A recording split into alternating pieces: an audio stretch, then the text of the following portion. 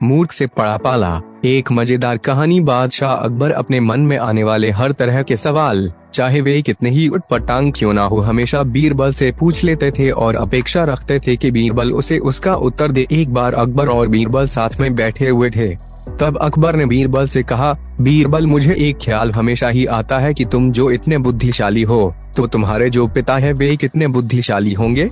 और मेरा मन है कि एक दिन तुम्हारे पिता को जरूर मिलूं और देखूं कि वे बुद्धि में तुमसे भी बढ़कर है या नहीं। बीरबल ने अकबर से कहा, महाराज, मेरे पिता एकदम सीधे साधे, भोले भाले और गांव देहात में रहने वाले सरल आदमी है। उनसे मिलकर आपको कुछ भी हासिल नहीं होगा, इसलिए अच्छा होगा आप उनसे मिलने का ख्याल छोड़ दे। अकबर को लगा बीरबल शायद इसलिए अपने पिता से मिलवाना नहीं चाहता क्योंकि हो सकता है उसके पिता उससे भी ज्यादा बुद्धिशाली हो और अपने से ज्यादा बुद्धिशाली व्यक्ति को मेरे सामने लाकर वह अपना महत्व कम नहीं करना चाहता होगा। अकबर ने बीरबल की एक न सुनी और उसे हुक्म दिया कि अगर 8 दिनों में उसने अपने पिता से उन्हें नहीं मिलवाया तो परिणाम अच्छा नहीं होगा। बीरबल के पास और कोई चारा नहीं था तो बीरबल ने गांव से अपने पिता को संदेश भिजवाकर बुलवा लिया। बीरबल अब सच में दुविधा में था क्योंकि उसके पिता सच में बहुत सरल और भोले भाले आदमी थे।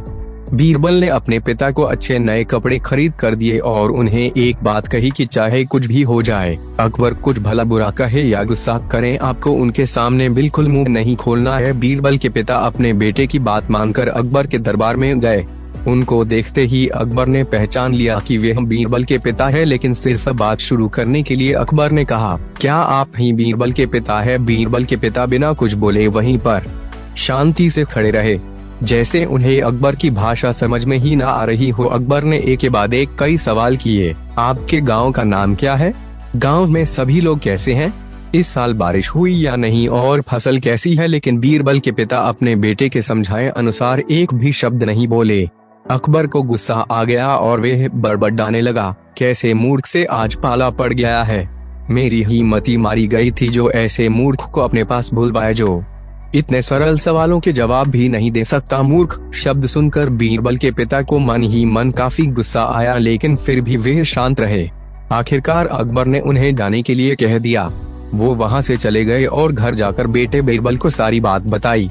बीरबल ने उन्हें समझाकर वापस गांव भेज दिया। 2 दिनों बाद जब अकबर बीरबल से मिला तो अकबर बीरबल से पूछने लगा, बीरबल, एक बात बताओ, जब हमारा पाला किसी मूर्ख से पड़ जाए तो उस स्थिति में हमें क्या करना चाहिए और कैसे करना चाहिए? बीरबल इसी मौके की तलाश में था। बीरबल ने तुरंत अकबर को जवाब दिया, महाराज, जब भी हमारा पाला किसी मूर्ख से पड़ जाए तो उस स्थिति में सबसे बेहतर जो हम कर सकते हैं वे है चुप रहना। ठीक उसी तरह जिस तरह से मेरे पिताजी आपके सामने चुप थे। यह सुनकर अकबर का मुंह देखने लायक था, क्योंकि बीरबल ने न सिर्फ अपने पिता का बदला ले लिया था बल्कि यह भी साबित कर दिया था कि सच में अगर कोई मूर्ख है तो वह अकबर है, ना कि उसके पिताजी। दोस्तों, हमेशा की तरह इसी उम्मीद के साथ कि आपको मूर्ख से पड़ा पाला एक मजेदार कहानी पसंद आई होगी और आपने पूरी कहानी पढ़ी होगी। मैं दिल से आपको धन्यवाद। तो दोस्तों, कैसी लगी मेरी आज की हिंदी कहानी आप कमेंट करके जरूर बताएं।